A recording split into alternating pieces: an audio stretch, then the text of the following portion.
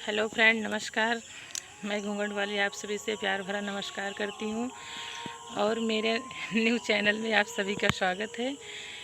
मैं सुनाने जा रही हूँ आप सबको बहुत ही प्यारा सा देवी गीत।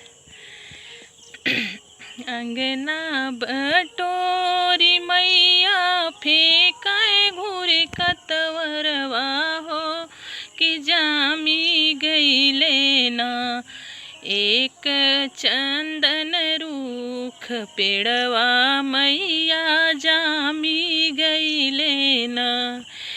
चंदन कटाई मैया पीढ़ाई बनवली हो पीढ़ैया बैठल ना।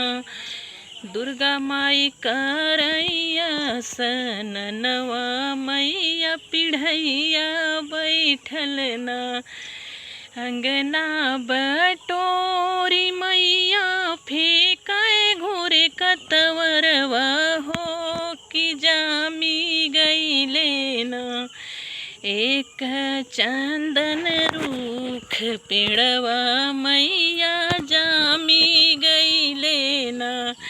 चंदन कटाई मैया पीढ़ाई बनवली हो पीढ़ैया बैठल ना। काली माई करैया सननवा मैया पीढ़ैया बैठल ना। तो दोस्तों, ये था मेरा देवी गीत छोटा सा। आप सबको अच्छा लगे तो कमेंट में ज़रूर बताना। प्लीज़ मेरे चैनल को सब्सक्राइब